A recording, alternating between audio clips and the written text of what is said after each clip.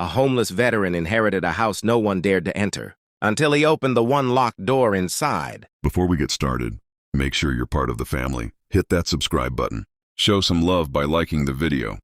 And drop a comment telling me where you're watching from and what time it is. Now, let's jump straight into the story. The letter didn't belong in his world. That was the first thought that crossed his mind when the shelter manager called his name. "Hey, you've got something," the man said, holding up a folded envelope. He almost ignored it. People like him didn't get letters.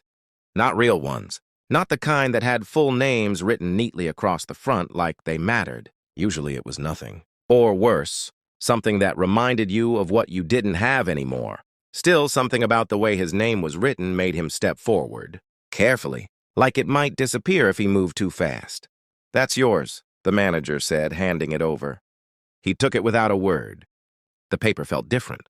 Not cheap, not rushed. Deliberate. That alone made him uneasy. He stepped outside, away from the noise of the shelter, away from the conversations, the movement, the constant reminder that everyone there was just trying to make it through another day. Out here it was quieter, not peaceful, just less crowded. He sat down on the curb, the envelope resting in his hands. He didn't open it right away, because after years of living with uncertainty, you learn something important. Unexpected things usually come with consequences, good or bad, and most of the time bad wins. He looked at his name again. Full name, no mistakes, no abbreviations. It had been a long time since anyone used it properly. Most people didn't bother, didn't need to, didn't care to. He exhaled slowly and opened it. The paper inside was neatly folded, official-looking, structured, the kind of document that didn't leave room for confusion. But somehow, it still did. He read the first line, then the second, then stopped, because the words didn't fit together. Not in his life, not in his reality. Inheritance. He frowned. Read it again. Still didn't make sense. Property transfer? That made even less sense. He kept reading, trying to force the words into something logical, something believable. But the more he read, the less it felt real. A farmhouse. Located. He stopped again. A farmhouse? He let out a quiet breath. This has to be wrong, he muttered, because nothing about this belonged to him. Not anymore. Not after everything that had happened. He had spent years letting go of the idea that anything in the world could still be his.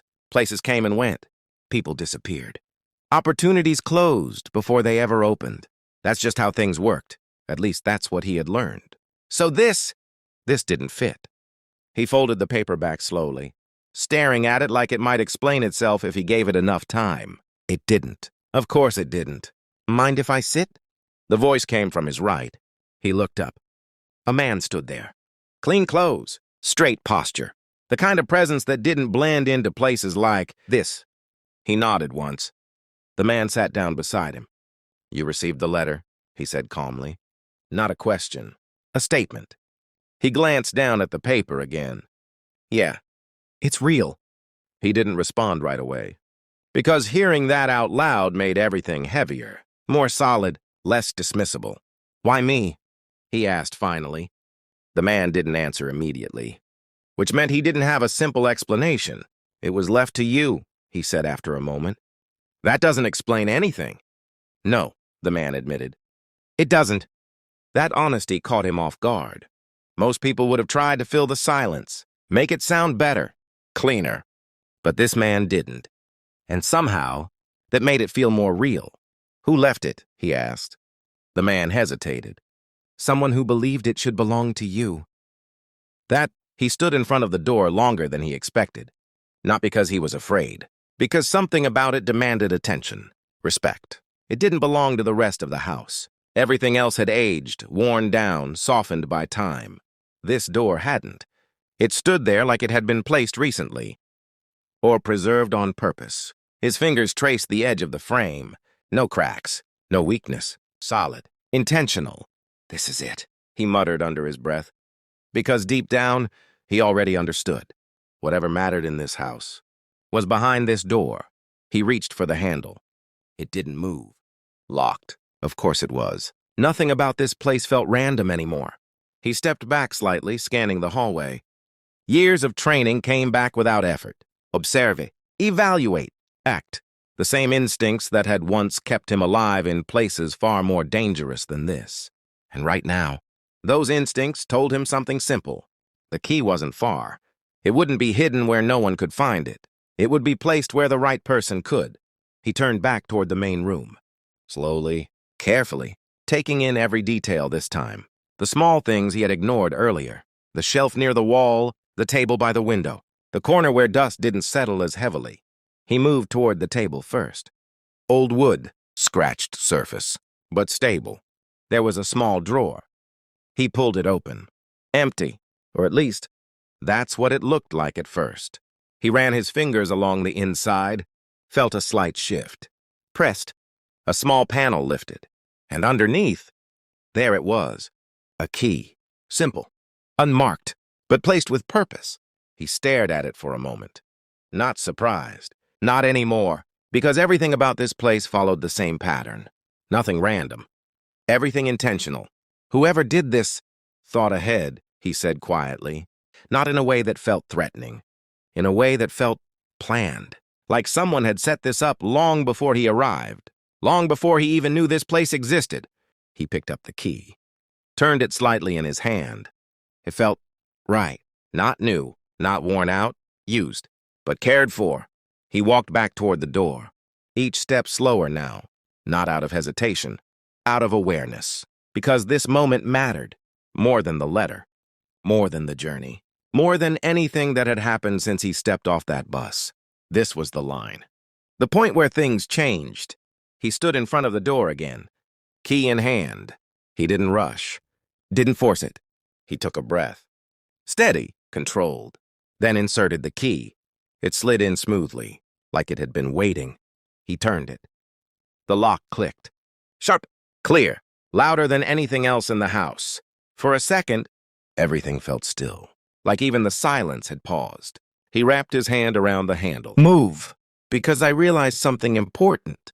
Up until now, I had lived without answers, without a past, without anything that connected me to something bigger. But the moment I opened this, that would change. I wouldn't be able to go back to not knowing. And that thought was heavier than I expected. I raised the key, held it near the lock, paused.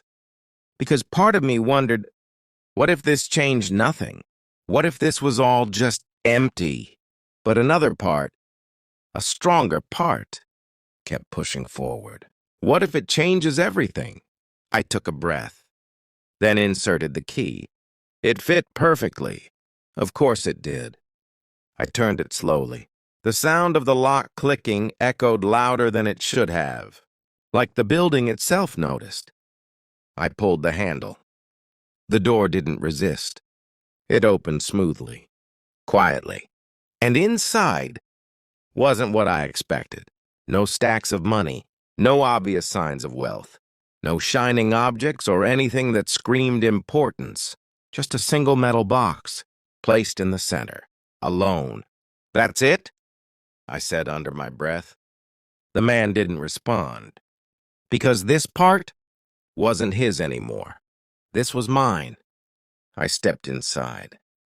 The room wasn't large, just enough space for the box and a little room around it. The walls were plain, no decoration, no distractions. Everything led to that one object, that one answer. My steps felt heavier as I got closer. Not because I was scared, because I understood now. This wasn't about value. It was about meaning. Whatever was inside that box was important enough to be hidden, protected, saved. For me, I reached it, placed my hand on top, cold, solid, real. There was another lock, smaller, but just as intentional. I looked at the key in my hand, then back at the lock. This was it, the final step. No more waiting, no more guessing. I inserted the key again, turned it, another click. Quieter this time, but somehow more important. I lifted the lid slowly, not rushing, because something inside me needed this moment to last. needed to understand it fully. And as the box opened, and I looked inside, everything I thought I knew about myself started to change. For a moment, I didn't move. I just stared, because what I expected to see wasn't there. No money, no gold, no obvious sign that this was something valuable in the way people usually understand value. Instead, there were papers, carefully arranged, neatly placed, protected, like whoever put them here wanted to make sure they would last. My first reaction was confusion. This was it? This was what had been locked away all this time? What I had inherited? But then something shifted. Because the more I looked, the more I realized this wasn't random. This wasn't empty. This was intentional. I reached in slowly and picked up the top item. A photograph. Old, but preserved well enough to see clearly. My hands tightened slightly around it the moment I looked closer. It was a family. Standing together. Close. Connected. Smiling in a way that didn't look forced. Real. And in the center was a child. I froze. Because I didn't need time to figure it out. I didn't need to compare features or think it through. Something inside me already knew. That child was me. My grip tightened slightly as I kept staring at the image, trying to process it, trying to understand how something like this could exist when I had no memory of it, no connection, no past beyond the orphanage. This doesn't make sense, I said quietly. Not to the man, not really to anyone, just out loud, because I needed to hear it. I looked closer at the people beside me in the photo. A man, a woman, standing on either side, close enough to show they belonged there. Their expressions weren't distant. They weren't formal. They were warm, and that made it harder to understand. Because warmth meant something. It meant connection. It meant care. Things I had always assumed I never had. I slowly set the photo down and reached for the next item. A letter. The paper felt older, more fragile, but still intact. The handwriting was careful, deliberate, personal, not something rushed, not something random. I unfolded it slowly and started reading. And with the first few lines, everything shifted. It wasn't just information. It wasn't just words. It was a voice. Someone speaking directly to me, not as a stranger, not as a name on a document, but as someone who knew me, who had known me. Every sentence felt heavier than the last, because it answered questions I didn't even know I had. It talked about choices, about decisions that had been made long before I could understand them, about why I ended up where I did, why I grew up the way I did. It didn't blame, it didn't excuse. It just explained, and that made it harder to ignore. I sat down slowly, the letter still in my hands, because standing didn't feel stable anymore. Not with everything shifting inside me.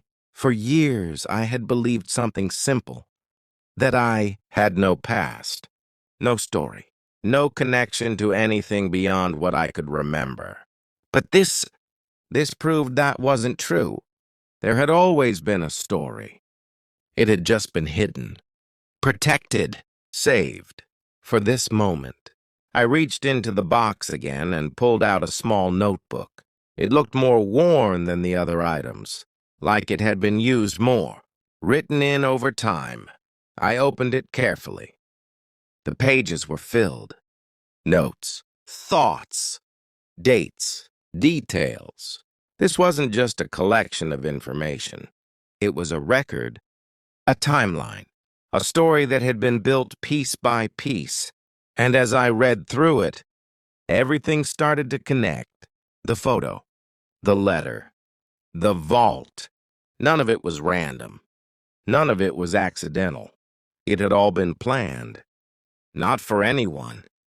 For me, this was meant for me to find, I said quietly. The realization didn't feel overwhelming anymore. It felt clear.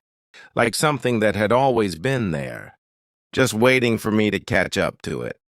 I looked back at the photo again, at the faces that once felt like strangers.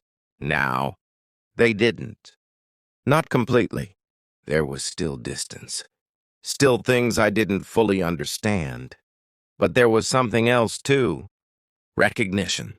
Not from memory, from something deeper. Something that didn't need explanation.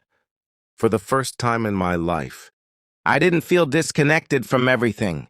I didn't feel like I came from nowhere. I didn't feel like my story started at the orphanage, because it didn't. It never did. It just paused there. I stood up slowly, holding the notebook. Looking around the room again, it still looked the same. Still simple. Still quiet. But it didn't feel empty anymore. Because now, I understood what it held. Not wealth. Not power. Truth. And that changed everything.